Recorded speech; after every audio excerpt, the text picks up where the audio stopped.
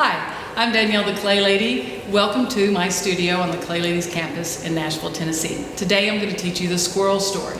I've been teaching kids for about 37 years, been teaching adults for 35. But when I first started teaching the kids classes, it was all hand building, and I wanted to teach them on the potter's wheel. So I went to my boss and asked if I could have a wheel class for children, and they said no, that the wheel was messy, it was hard, dangerous. And so I went back to my studio, and then I taught kids on the wheel. And so it went really well, and it was messy, and it was hard, wasn't dangerous. But throughout the years, I've found a really simple, fun way of teaching kids on the wheel. It also works for the one and done classes for adults. When I have kids in the wheels, and during the summer I'll have 20 to 26 in one class. We have two to a wheel. We have the potter, then we have the coach. And the coach is allowed to get on the field, touch the ball, work with the equipment, but they can remind of the play, they can cheerlead. After the potter gets finished making their pot, then the coach becomes the potter. They switch, and they switch till the end of our time. I also teach the kids on the potter's wheel the Clay Lady way, where the kids will make their pot on the wheel, and then they get to paint them with my clay paints, which are prepared slips. We let the project become bone dry, maybe clean the bottom a little bit, dip them in a clear glaze, and just do that single firing so I can get the pots back to them in 7 to 10 days. Now, when I get all the kids at the wheel, I explain to them the 3 tools that we use, that we have a sponge, a wooden rib, and a shish kebab skewer. We call it a wooden tool. And then we put that in the water.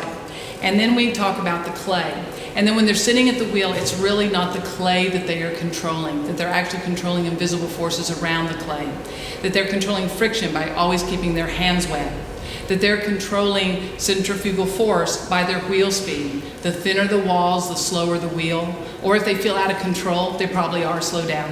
And we're also controlling gravity. The same thing that's holding me down in my seat right now is pushing on the clay. So they need to think about their form as like the arches of a bridge, only that they're straight up and down, not side to side. Once we learn about those forces, and then it really helps them know how to handle the wheel and handle the water, then I teach them the squirrel story. Now in my adult classes, we have 9 weeks. Each hand is doing something different at each of the 9 steps. And usually it's the 8th or 9th week. Most of the adults have forgotten a step or 2 or a hand position or 2. But I teach the kids how to be a squirrel. Perfect pottery position. They've got their elbows tucked in, their wrists are loose, their hands are together. And then we teach them that the clay is their acorn. And they're going to be a greedy squirrel, which is centering. Then they're going to crack open their acorn, opening. They're going to look inside, widening. Then they're going to scoop out the shell, which is like an inverted pull. They're going to play with their food, shaping.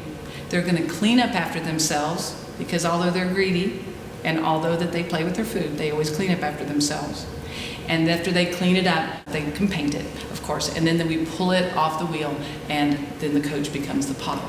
So let me show you that squirrel story. So my hands are wet to control friction. My wheel speed is fast to medium because my clay is solid, and I'm going to be a greedy squirrel. I'm going to push with the heels of my hands and the tips of my fingers, and I'm going to push down with my thumbs. As soon as my hands get dry, I know that I need to get more water, and then I come back, and I'm a greedy squirrel. Tuck those elbows in, push with the heel of the hands, pull with the fingertips, thumbs flat down, and squeeze. I'll have as young as 5-year-olds standing next to the wheel, being greedy squirrels and being able to get their clay centered.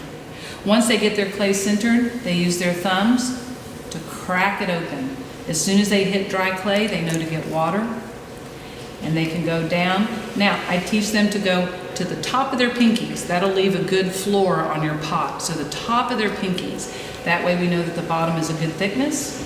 The walls are getting thinner, so I'm going to slow my wheel down. And after I crack it open, I want to look to see what's inside. So I'm going to keep my hands around my acorn, and I'm going to slowly pull my thumbs into my hands. This creates a good defined bottom and a good wall for them to be able to pull or scoop out. When it's time for them to scoop out the shell, they need to make little squirrel hands.